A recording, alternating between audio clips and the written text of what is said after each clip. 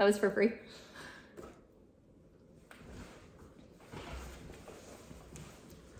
Hey friends. All right, Stronger Together community. I'm really excited about having my dear friend, Jennifer Harris, with us, community member, founding community member. Jennifer has been with us in this from the very beginning. Hey Heather, welcome. And so it's just great. We're just friends sitting on a couch and we're late because we've been chatting it up already. So I'm just really glad to have you with us, friend. So the purpose of our chat with you all today is really to introduce the Enneagram for those of you that are not super sure. Maybe you've heard about it. Maybe you've read a little bit. Maybe you took a quiz at one point and then never really got into it. I have been interested in studying and a student of Enneagram, I think since about 2016. Brian and I found out about it about the same time. I shared it with each other and really started our journey of understanding what it is. And it has been, apart from the Bible and our faith, and of course a little bit of counseling, the most helpful tool for not only understanding ourselves, our own personal growth and development, our relationship, and then honestly, all of our relationships. It has been a very, very helpful tool in our close relationships, our work relationships, parenting, friendship, you name it. So that's just a tiny bit of history on how I found out about it. So it is, I'm gonna have Jennifer actually define it, but it is an ancient personality inventory. And Jennifer, why don't we start there? Why don't you just tell us how would you define Enneagram? What would somebody that doesn't know what Enneagram is, how would you explain what it is? Yeah, the best way to give, it's really hard to give a 10,000 foot explanation to something that goes so deep and is so complex. But my favorite way of describing it is it determines your motivation. Just simply put, it's what helps determine your motivation. It's the why you do what you do. The understanding of those things of, why do I keep doing this? Why does this keep happening? Just like maintaining a vehicle, you can put the Band-Aid on the issue only so many times, and then you're really going to figure out what's making something tick when you dig into it and figure out the why. So that determination of motivation is what everything in the Enneagram goes back to, and it's what allows you to have grace for others. It's the single most effective tool that I've ever found for being able to find grace and have grace for someone else's perspective and even for yourself. I've actually just happened to have several things come across my path in the last week or two that are all about finding forgiveness for yourself. And when you understand that thing that is motivating you blindly to make decisions, to act in a certain way, to think about things a certain way, it takes you out of that default, out of that autopilot that keeps steering you towards those fleshly directions. And I will say there are some people who use the Enneagram without the gospel. I can't use the Enneagram without the gospel. I can't, they are so enmeshed, and it reveals the gospel. It reveals our need for Jesus. And it's just a really effective tool to help you see these ways that can be so effective and just cut to the chase and allow the Lord to really work in your life and show you more than we would be able to see on our own. That's perfect. So I did a short little video in the community last night, and I'm so excited about this book that we're doing for book club for that very reason. Yeah. So, and we're going to get into this in just a second, but there are 9 types, 9 numbers 9 ways of viewing the world. So, we can get stuck in as our perspective, or the way that we see things, the way that we see a situation. And it is a tremendously helpful tool just to have awareness that not everybody sees the world you see the way you do. But why I'm so excited about this book for book club is not only diving in and digging in deeper and learning and understanding, but this gets into, we all develop a number in childhood, or and maybe you got a different view on that. Maybe we're born with a number, nature versus nurture, but we have a number, and it's actually it becomes a protection for us in childhood. So it's a script, a story we believe, or a message that we take on. And you can help me out in a second, but that's what this book is about. What were those messages? What are those scripts? How they may have served you in childhood, but no longer serve you as an adult. They actually become, they can become a hindrance. And so, what you just said about viewing it through the lens of the gospel, and having it be a reflection of where and how and why we need Jesus, and then having a pathway to growth. Right. So feel free to jump in. Is there anything you would add to that? Yeah, just to add to the visual picture of arriving on the planet, and as you develop through childhood, you are kind of pre-programmed with a default set of lenses. So 9 different lenses, and then when you realize that there's red, there's yellow, there's fuchsia, there's orange, there's green, and realizing that everybody has a different default. And those defaults can pretty much be summed up in one of those 9 lenses. And it's not reductive. That is one caveat that I do want to add in here before we go through this breakdown. There's a lot of people, and rightfully so, that would resist saying, you can't reduce me to one of 9 things. Like, everybody's different. Well, yes, they are. What the Enneagram actually does is shows you are in one of 9 boxes. Everybody's in a box, and the Enneagram shows you the path to get out of your box and be your full self. So that's what I would just add to. And that's what we mean too by the motivation behind the behavior, because we all have characteristics of all 9 types, all 9 personality types, viewpoints, behavior. We just have one that rises to the top and is the captain. And as you'll learn as we go through, there's one that is a core. There's the core message that has stuck to you. And so before we do that, I want to back up just a second and introduce you. So for those that don't know Jennifer, I'm so excited to introduce her. Tell us a little bit about you, a little bit about your family, and then how you found the Enneagram. Sounds great. Yes, I am Jennifer Harris. I am a wife and mom to 3 boys. I have an 18-year-old who just graduated with Cassidy's wonderful stepson, Luke. I have a 10-year-old that is outside playing in the backyard with Finn right now. And I have a little guy that's going to be 1 on Saturday. So when I say that I can probably relate to whatever you may have to throw at me with what you're dealing with, I probably can. I'm also a hairstylist. I've been in the industry since 2000. So I've heard a lot of stories. And we're actually sitting here in your beautiful new studio right here outside your house. This is gorgeous. So if you're looking for somebody in the Hendersonville area, I do dabble in the hairstyling.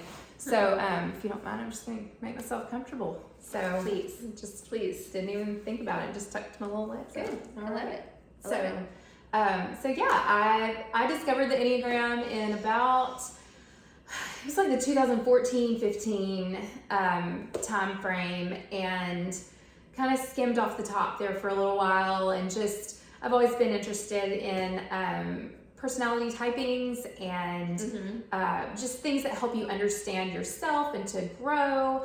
Always have been interested in that. And then I just started to see little by little, every time I dipped into that well of Enneagram, I realized the depths went even further than I realized. And the wisdom of it could be applied so deeply and so effectively. And so that's when I really got motivated to just learn all that I could. It just naturally came to the surface. I just wanted to know everything that I could, because every time I learned something and every time I applied it, there was healing, there was growth. It was just the single most effective tool I've ever used. So then I decided, I had a passion starting in probably 2017, 18, like, I wonder if I could do something with this, because I've seen how much it has just been life-changing for me, for the better.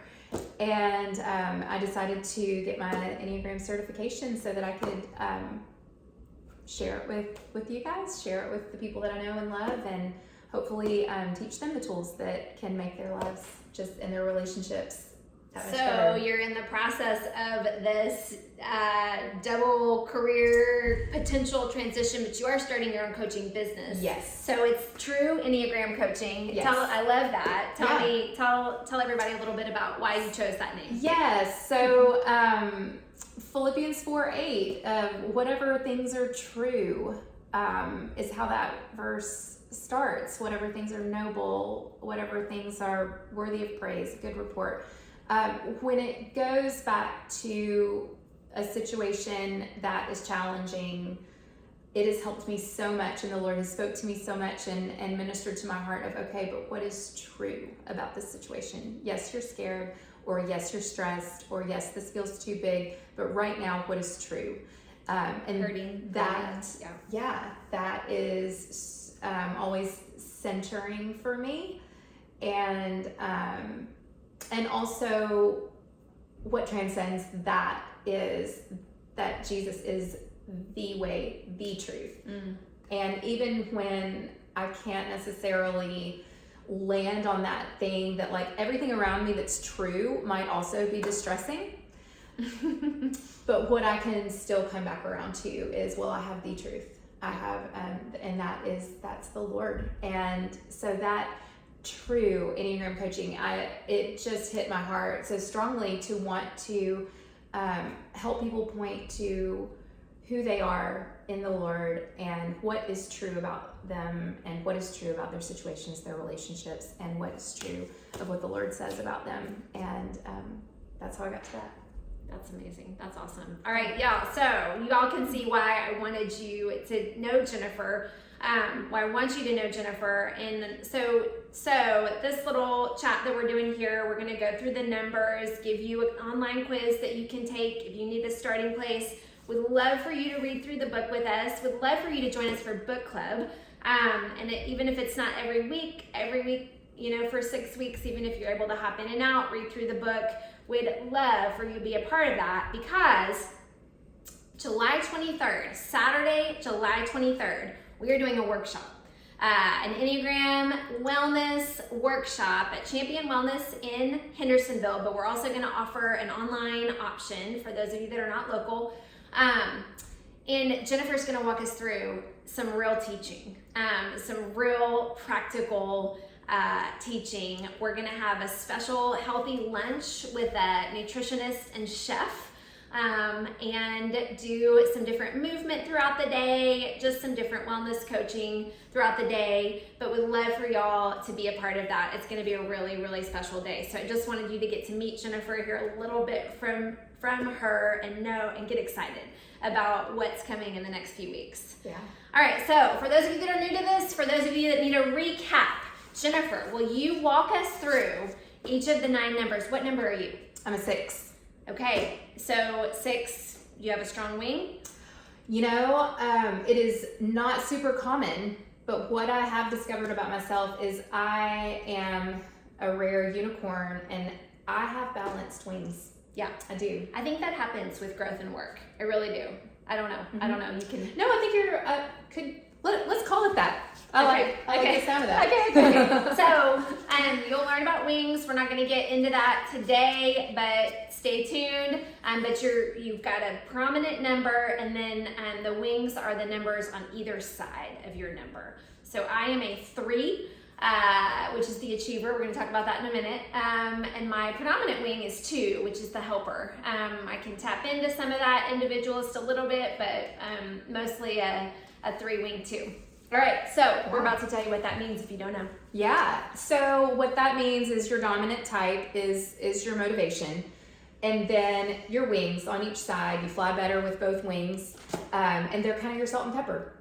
You still are who you are, what you are, and that's what seasons you and flavors you. So it can kind of flavor some behaviors and the way that you act out.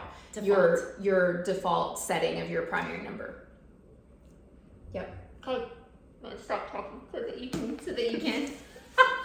I get So, excited. are we ready to go through? I think so. I think so. I could keep tooting your horn. I mean, every time I spend time with Jennifer, she is just so helpful. Like just talking through life. I mean, we're friends. We talk about life, but she always steers me back to honestly what is true. Really. I mean, it is helpful to have that Enneagram background, that knowledge, as we're talking through life and situations, but you are a gift. I'm so thankful that you're stepping into this. I'm thankful that we get to be a part of it. So walk us through the 9 types. Thank you so much. Well, in a lot of Enneagram teaching, the Enneagram types are numbers 1 through 9. However, most often, several teachers start with type 8, and once you learn about a type 8, and especially when you know and love a type 8, you understand why they're at the front of the line.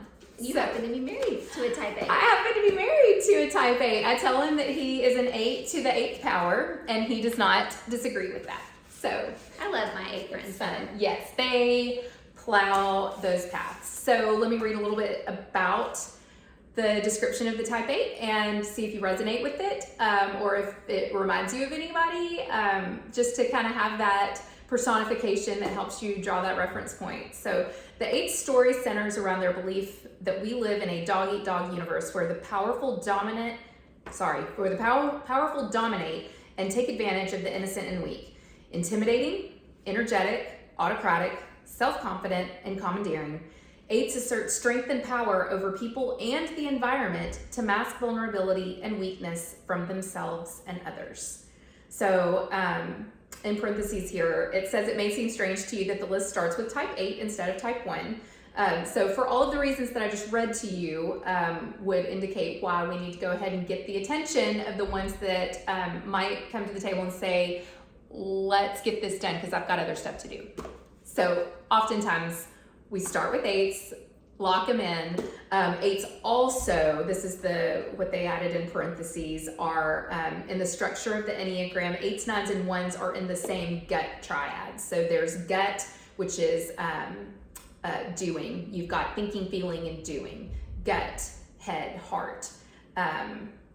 They are in that gut triad, so they appear together. And as a lot of books go through the chapters. So that's our type 8. Okay, so I'm gonna have you just answer. So their nickname, or they're known as the challenger. Yes. So they're not afraid of confrontation. They're actually energized by it. But they are afraid of, may not be the right word, but they do avoid vulnerability. Yes. And so power, control, like to be in control. Right. Not for the sake of being control freaks. They from their core do not want to be controlled. Okay. So that ends up looking like someone who may come across as controlling, or it's for a totally different reason than people who want everything perfect. A lot of times the 8s also are very powerful and very much just natural born leaders, and tend to step into that role when there's a situation that, okay, nobody else is going to step up, then fine, I will. Not because they just want to be in the spotlight or because they want everything just so. It's fine. If nobody else is going to do it, I'll do it. So it comes from that place, which is a little different than some others. Okay. All right. Our challengers, love our challengers. All right. So next door to the 8 is the type 9, the peacemaker. The peacemaker's story centers around the unconscious belief that the world thinks their presence doesn't matter. Therefore, to avoid disconnection and keep the peace, 9s believe they must go with the flow, avoid conflict, and merge with the preferences, viewpoints, and priorities of others. Easygoing, affable, and sometimes complacent, 9s don't assert themselves and risk becoming selfless. So that can happen, that they are so merged with those around them because out of a motivation to avoid conflict or relational separation. Yeah, but what can happen then, the sort of the shadow side, and we'll talk about how each number has a superpower, which would be being a peacemaker, and then a shadow side. And for the 9, that gets into resentment, would you say? Anger? It can be this bottled up because 9s want to be void of internal angst and to shun external. So they are in a constant battle to repress and to shy away from and press down and push out, and they stay exhausted because of that. They have the least, so the challenger, the 8, has the most amount of energy on the Enneagram, and I'm right up there. I'm second to the 8 with energy. The 3, but then the 9 has the least amount of energy on the Enneagram. And then I know, like, one thing that always sticks out to me about the 9 is they do not like to be put on the spot. Like, don't ask them where they want to eat. Don't put them on the spot because they might, so they immediately go to, they might upset somebody, they might say the wrong thing, that might not be where everybody wants to go, like that, back to that, go with the flow. Right. However, if you know and love a 9, one of the ways that you can help them grow is to lovingly and not in a demanding way give them space. And when they default to whatever you want to or wherever you want to go, then ask them again, no, really, what sounds good to you? And let them be patient with them to let it surface, because they don't know themselves a lot of times. They don't even know. It's not that they're withholding, it's that they so greatly want to stay in connection relationally and stay away from conflict that they don't often even let their own desires be known and develop and mature. So that can be a really challenging process for them to start to develop that voice. That's really good. That's really good. Okay. Yep. All right. So the next one next door to type 9, one over, is the type 1, the improver. 1s are honest, conscientious, detail-oriented, self-disciplined, and morally heroic people. So they used to be known as the perfectionist. The perfectionist. Okay. A lot of teachers still call them the perfectionist. 1s like to be called the improvers, I think, more. I like that. More than the perfectionist. So yeah, those two can overlap in some different teachings. So the underlying false premise of their story is the belief that the world loves and rewards only the good people and judges the bad ones. If you're trapped in the improver's story, you may try to gain love and a sense of control by tamping down your anger. That's where the repressed anger comes in, the resentment oftentimes comes in with that 1 because they believe that anger is wrong. So tamping down your anger, meeting your own high standards, your own high internal standards, and seeking to perfect yourself, others, and the world. I will add to that, in the perfecting yourself, others, and the world, sometimes type 1s can fixate on one or the other. It's not always all 3. So it can be surprising to have a type 1 that you walk in and their house is not just immaculate and totally perfect. And they may be more focused on perfecting someone else or their family or something socially or in the community. So just be open-minded that the stereotypes of all of these Enneagram types can take a turn that may not always be accurate. So there are some things that I'll share at another time or a little later about the type 6 that made me really wonder, because the stereotype was just driven so hard and I didn't resonate with that at all. But there was so much more about the type 6 that made me realize, oh, okay, I do that thing, but in this other way. Yeah, I loved the analogy that, say the one is blue, like there's 100 million shades of blue. Right. You go into Porter Paints and tell them I need blue. Right. How many variations of that are you going to get? So that's how many different variations of all of the 9 types that you can have. So there's not just one blue. You're absolutely right on that. One, my heart goes out to my ones, because their lens is they look at the world and they see, and you just described some different, themselves, the world, others. They see what could be improved. Mm-hmm. So they have a really hard time accepting that is the gift, what is, because they see how it could always be better, and they have that inner critic that is the most hard on themselves, that voice inside that it's so the one, when they see what needs or could be improved, a lot of times it comes from a place of feeling like they are morally defect. There's a defect, and they know or believe that they can't be perfect, and so that thing, that book that needs to be straightened up just so, that is how that's what kind of is the balm to them when they're living out of that place of the false story of the Enneagram type that tells you you're just never going to be that. So try to make everything else as perfect as it can be. So more black and white, rule follower, process, absolutely. Yep. No cutting corners. So the last little summary of this is actually the only other part was in the road back to you. This type was called the Perfectionist. I've since moved on to calling it the Improver, and if I had a nickel for every type 1 who thanked me for making this change, I'd be richer than Jeff Bezos. Yeah, that's what Ian Morgan goes on to say. So, all right, have we hit you yet? So that's the gut triad. Yep.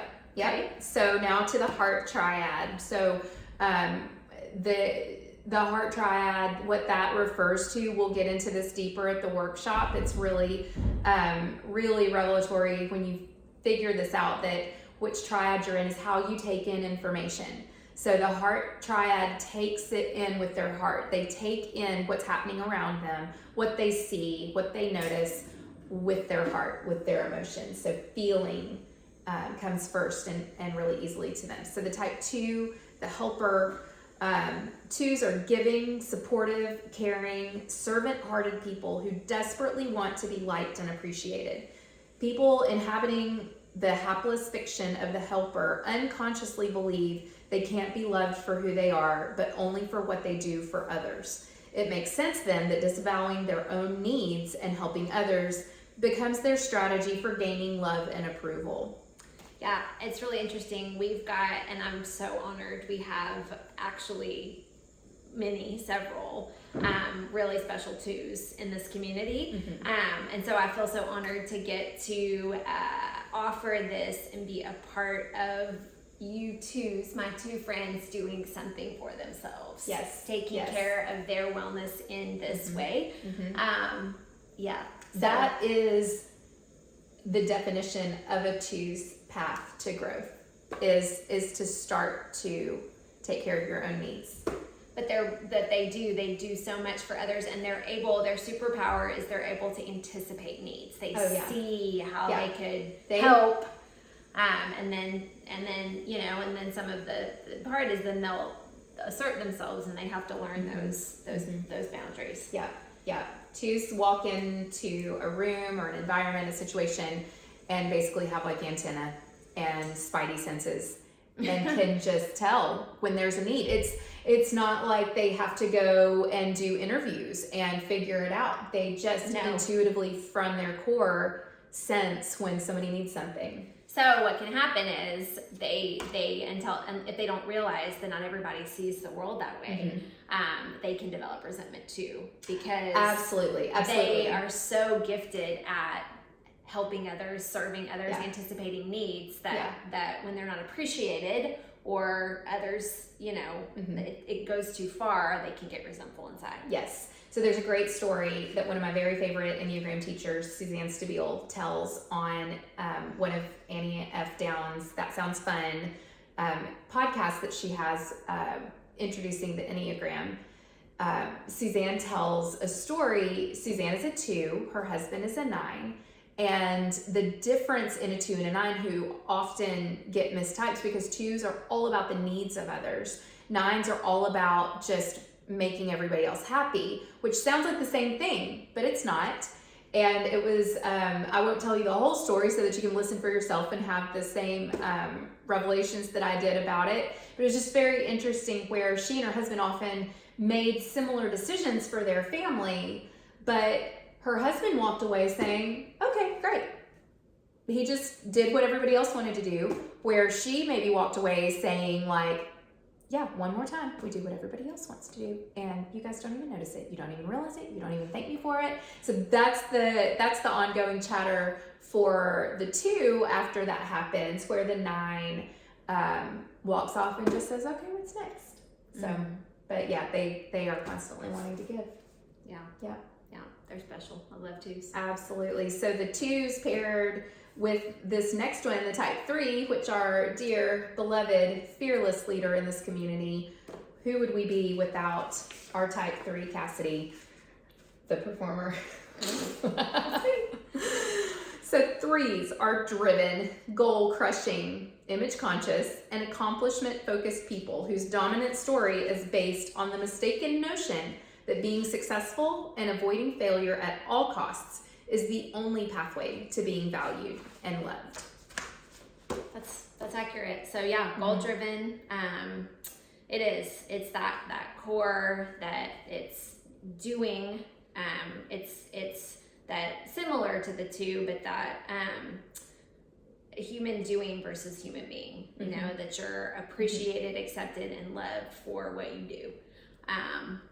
Yeah, and actually it's really interesting, and why I'm excited about digging into this with you all is the story behind it, and the message in childhood, and and that plays out a little bit differently for everybody, but similarly at the same time, but that it's the image, it's up to me, a lot of it, but 3s are doers. I will be honest, I do not like to be interrupted when I am in the middle of something, or I am on a mission, or my work is important to me. And it is taken a lot of work to be able to separate those things. Yeah. The message for the 3 to wrap their heads around, the gospel message is the greatest work of all was accomplished on the cross, and there is nothing that you have to do to have value. And that helps me to exhale. And when I pick that up in my time with the Lord, in different ways, when He validates that for me, it is this like, oh yeah, I don't have to do. Yeah, and interestingly, my husband and I are both 3s, both 3-wing 2s. And so, and Jennifer will get this in the workshop, but then, you also, there's some subtypes that get into the different shades of the color. And so we have a lot of similarities. And I like to say, I'm so thankful for that gift. And there's an understanding there that's just innate, but then there are enough differences that we like to talk, we talk about those a lot too, because it plays out very differently. He's more social, and I'm more, I like to connect more one-to-one. So that can look a little bit differently, but 3s also can, they can read a room, they can walk into a room, they can read a room, they can know quickly who they can chameleon, so they can be who they need to be. That's where some of that image stuff comes into. They can intuit who they need to be in a situation. And that's really fascinating too. And who they need to connect with, and but they're also great connectors of people, and I love that too. So. Well, and that's not a negative characteristic. I mean, anytime that you blindly and just autopilot use your Enneagram type default, that can be a liability. But you know, you've seen the movie Stereotypes, where there's conflict, or there's two people not seeing eye to eye in a room, and you may have the peacemaker come to the table, but you also might have the performer come to realize, okay, this is what I need to present in order for this to go well. And just to intuitively know that is a great gift. Yeah, definitely. Okay. So the next type, the final type in our heart triad, is the 4, the romantic. 4s are creative, sensitive, temperamental, and emotionally intense people whose story revolves around the misguided idea that they're missing something crucial inside. And until they regain it, they will never be loved and understood or feel whole and welcome in the world. Addicted to their own suffering, they seek to shore up their shaky self-image and achieve belonging by appearing special and unique. So the story of the 4, it can be heartbreaking that a 4 never, without the wisdom, without the growth, and without the truth of the gospel, feels like they just don't have a place in this world. And that is one of the things that I just want those 4s to realize. Like when you were talking about the 1s coming in and seeing there's something wrong, what 4s are able to do is come in and see where something is missing. And that's where our artists are. Not every 4 has, you know, a palette and a paintbrush, but they're creative. They're incredibly creative because they can look and just see, oh, this needs to be filled up here. Well, let me go get this and put that there. That's where our just beauty, texture, music, all of those things that make our lives rich and wonderful. So a lot of our doers, a lot of our black and white, let's just get things done, can also slow down and still tell you, even though they are regimented and they see, you know, we don't have time for emotions and somebody's got to get the things done. That is true. That's not untrue. We do. And those goers, doers, movers, shakers can also sit down and say, this is gorgeous, or this song just spoke to my heart. And my dear type 8 husband, I didn't plan on talking about this, but he and I just shared on a walk the other night where he kind of had this awakening of, I may not operate that way, but there's not a creative bone as far as music or writing, but I know I appreciate good music, and I've got to, I really want to appreciate what goes in.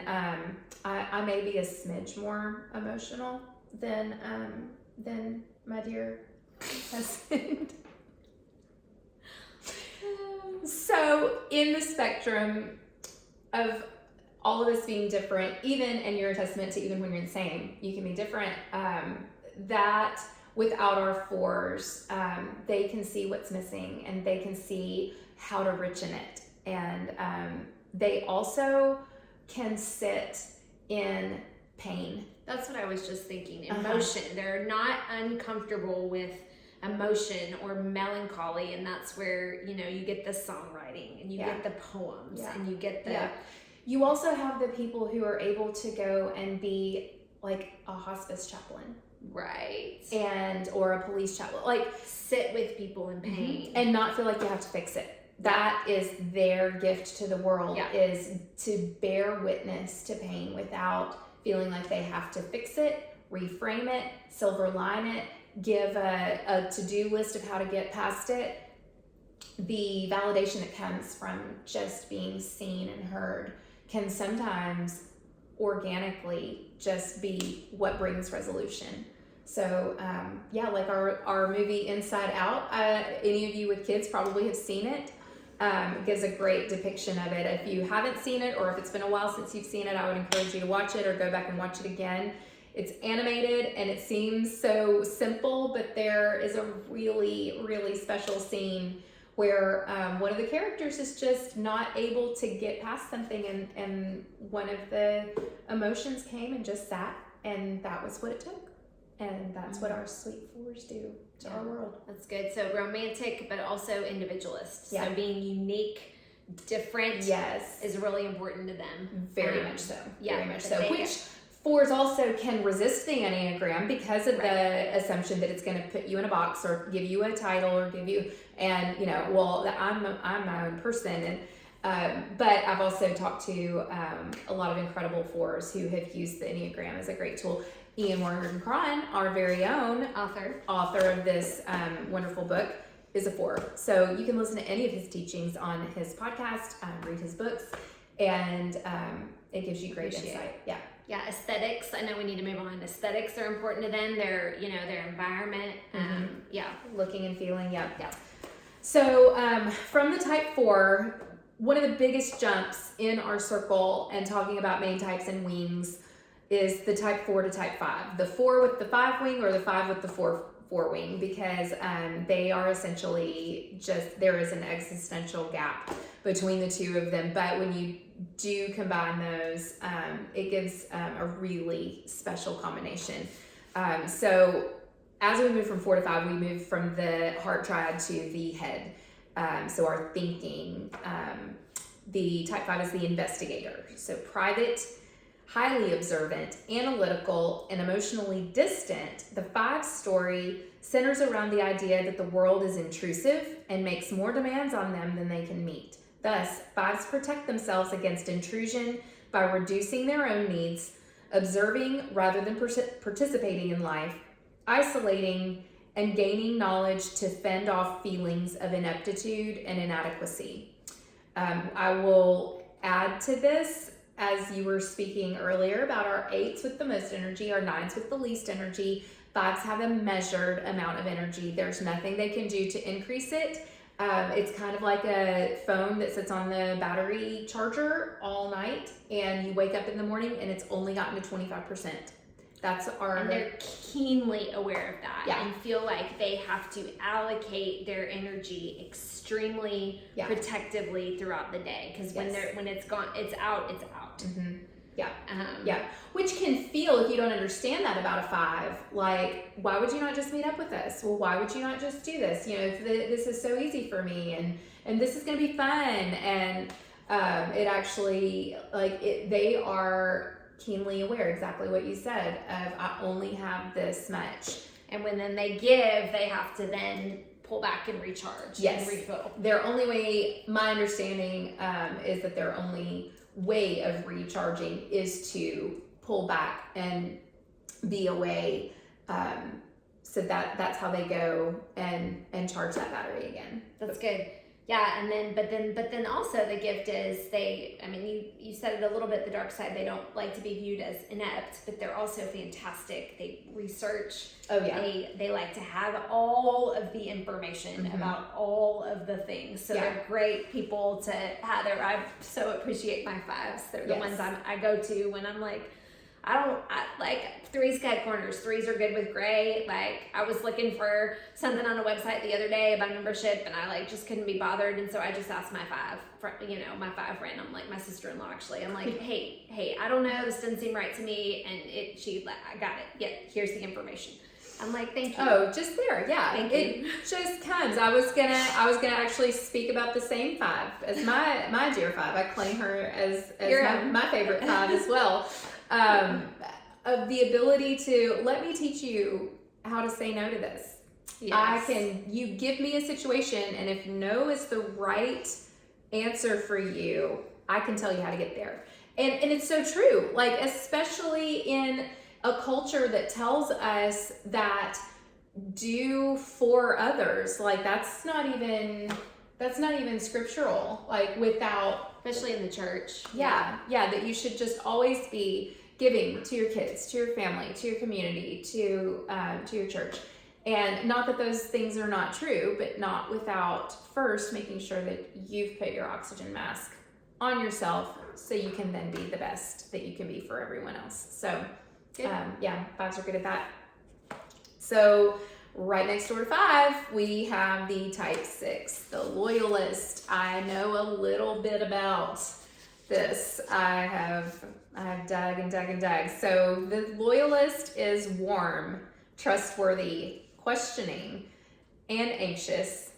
The loyalist story revolves around their belief that the world is a dangerous place in which the only way to feel safe and certain is to remain hyper-vigilant, forge strong alliances, and prepare for the worst.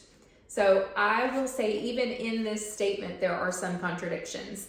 And that was one of the ways that I finally landed on, okay, maybe I am, maybe this is me. 6s will tend to give the answer to a lot of the questions in figuring out your Enneagram type. Well, it depends.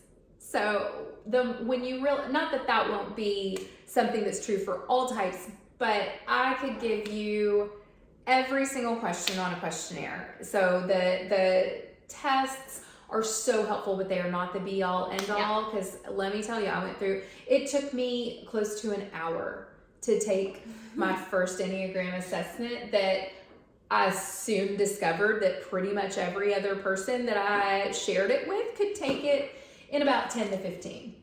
That's good. So that's gives you a starting place, but then you have to read and self-identify. Absolutely. Do your own study. Yeah. Okay. So 6s always see lots of scenarios. Yep. Typically, they're prepared with the worst case scenario. Yes. We talked about how the 1 has the inner critic. It's so helpful to me in understanding my 6 friends. I think my daughter is a 6. That they have a committee of voices. And actually, in one of our last book clubs, I had a 6 member describe it as the girls on the bus. And I love it. I love it. It's so perfect. But they're always chatter going, constantly. Absolutely. It's voices in your head. And it's hard to tell, and it's all you. Yeah. It's all me. So it's hard to distinguish what is truly my gut, what is truly the Holy Spirit, and not just self-doubt. And that can be really challenging to center in on, I've got to just do it. I've got to just pick one and go, because all the Jennifers up here, we could sit in a committee meeting for 2 hours and never do anything. But there's such great assets to a team because they can see the viewpoints. Mm-hmm. They are the loyalist. When you win a 6 over, or when you can really develop trust. That's a better way of saying that. See, listen to my 3 trying to win you over. Win. So when you really develop trust with a 6, you are in. Absolutely. Like it's hard to get there. Yeah. It's hard to. Well, and I'll say, as a 6, even when there are signs of like somebody improprieties, it's still like, you're my person. We're gonna get through this. Mm-hmm. We're gonna figure it out. It's not really a blind like, no matter what you do, you're infallible to me. It really is. Okay, then what next? Because we are ride or die. Oh, I love that so much. Yeah. I love that so much. But then the struggle can be some anxiety. So that is the struggle for that head triad that we started out talking about. There, we'll also get into this in the workshop. The core fear, the core struggle is fear itself, and that's what 6s don't ask for it. I explained it to, again, my dear husband, that and that's, I'm not saying that in a trite way. He really is my dear patient. He long suffering is him. No, and trying to see things. I'll say it from my perspective, because it can be so different. One of the ways that I explained it to him was excuse me, I don't invite the anxiety. I don't invite the worst case scenarios. I don't sit and conjure it up. I don't have to sit and have a list of, well, what could go wrong? And let's jot it all down. What happens is it shows up at my doorstep. I didn't invite it. It's there.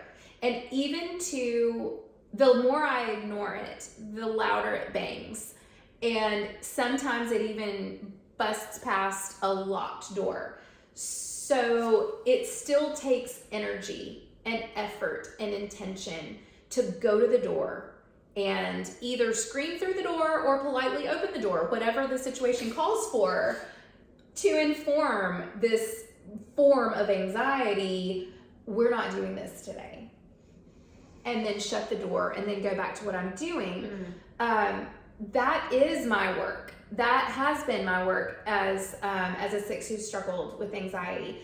And also learning that maybe some supplemental assistance is needed, maybe herbal, maybe pharmaceutical, maybe something to just allow that brain to take a deep breath, and some lavender and some walks, yes, some movement. Absolutely. Those things help metabolize that anxiety out.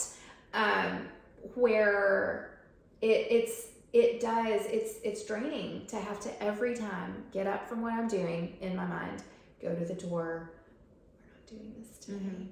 You are not welcome in this. And along with some prayer and Father, Son, Holy Ghost, you are not doing this right now. And then go back and partnering my faith with understanding the Enneagram has just been paramount to be able to overcome that, because that is what shows up every minute of every day. Yeah, and I know we'll get into in the workshop, because I'm just now starting to wonder, like I'm leaning in, but as we go a little bit deeper and spend some time in the workshop, we'll get into a little bit of, how can we love our 6s? How can we love each number? We're going to do a separate chat with Jennifer that I'll share with you all in the next couple of weeks about self-care.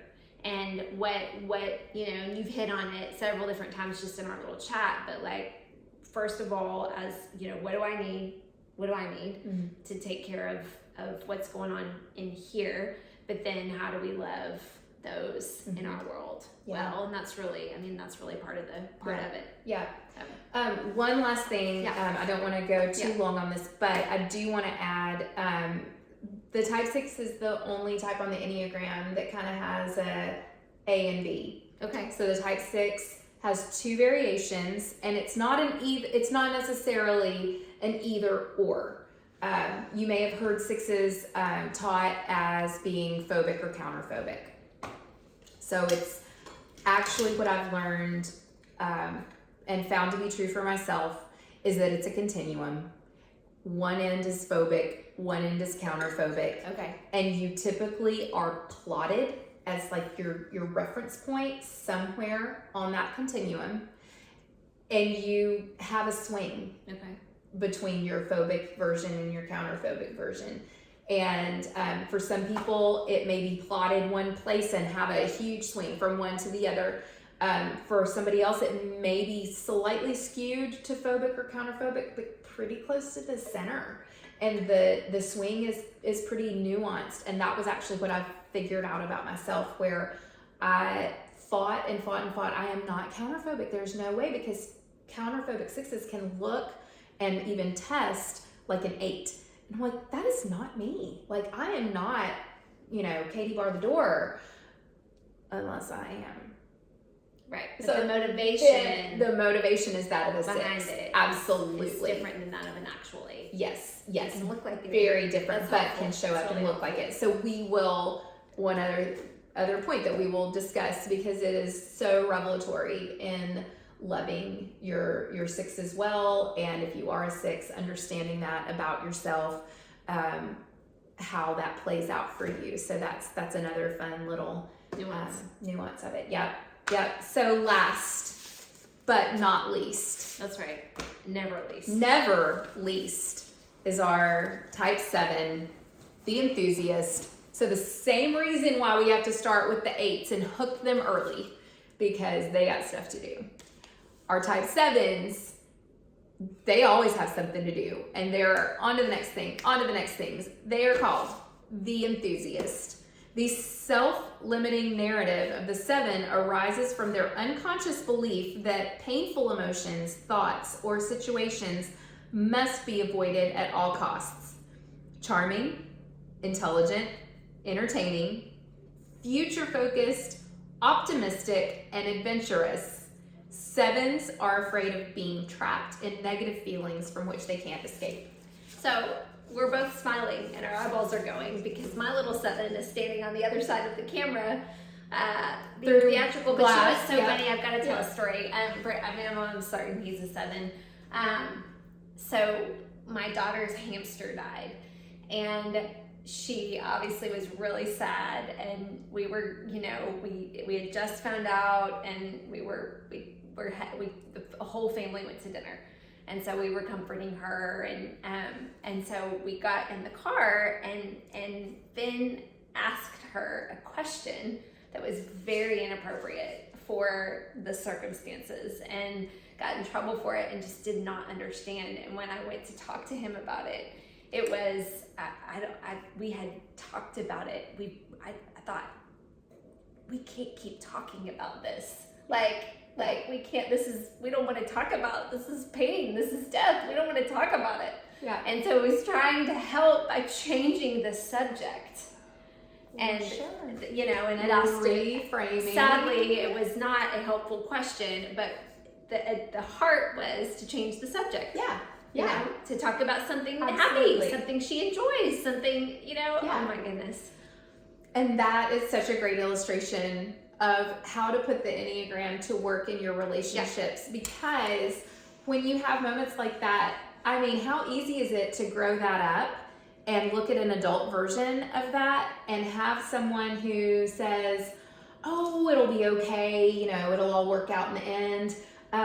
Let's go. Did you want to watch that ball game? Did you want to catch a movie? Let's go. Like how could you not see that this is so hard for me? And that is a recipe for relational disaster. Understandably so. But when the person on the receiving end knows that person that they love is a 7, and this is just what they do, and can lovingly say, this is hard for me, and I need this to just be sad for a little bit. Yeah. And that understanding of the person on the other side that you're working with is the bridge to being able to hear each other, see each other, work through things, and a 7, you love them. I mean, they are the life of the party. Absolutely. They are here for whatever.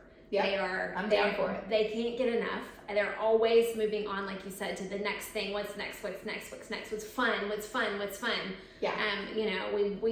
Our work in parenting as 7 is to frame putting away your laundry, make it fun. How do we make those mundane things fun? You've got to make everything it's fun, and then of course that can get them in trouble. They like to avoid pain. They reframe. So anything that's hard or challenging or difficult, they rewrite it. They quickly can pivot and shift. Yeah. And so that's some of their work. But they're wonderful. They are great. We love our 7s. They're always life of the party. Always on to the next thing. It's described sometimes that they are so much involved and energized by the planning of the next thing. Absolutely. Anticipation. The anticipation. We lose a lot of sleep because we're excited about what's happening tomorrow.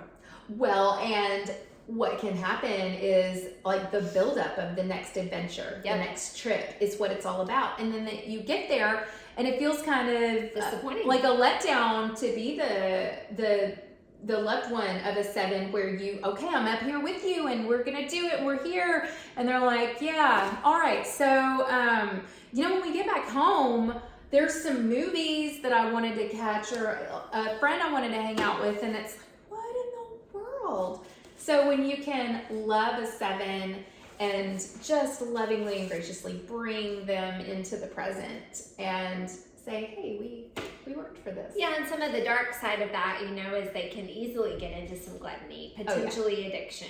It's that can't get enough, get enough. self-discipline is part of their work. Yeah. So Jennifer, goodness, we've gone a little bit longer, but it's been priceless. Thank you for your time. So hopefully y'all have join us for book club. Come on out, walk through this with us, dive in with us. Tuesday night, starting next Tuesday, 6 Tuesdays, we're going to be going through this book together, and then put the July 23rd 10 to 2 on your calendar, and we'll be sharing registration in the next few days.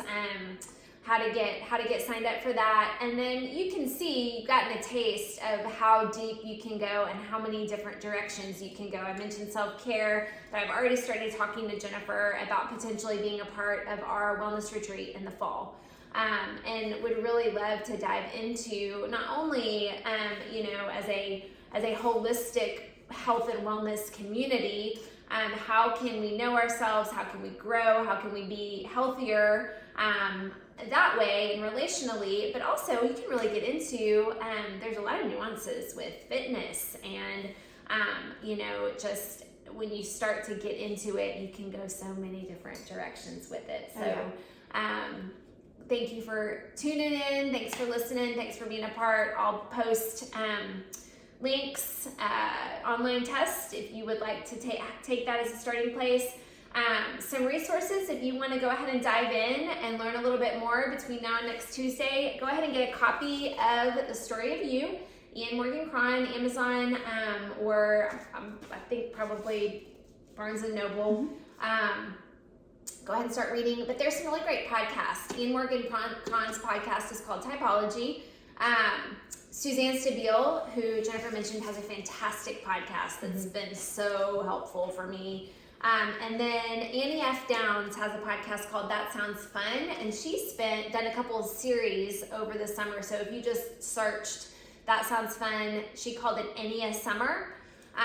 Some really helpful introductory interviews with each of the numbers, and kind of going through if you're not really sure where you land, or if you want to kind of tune into a certain person in your life that you want to understand better. Those would be great places to start. So, all right. Thank you, Jennifer. Yes. Thank y'all. And we'll see you very soon. Thanks, y'all.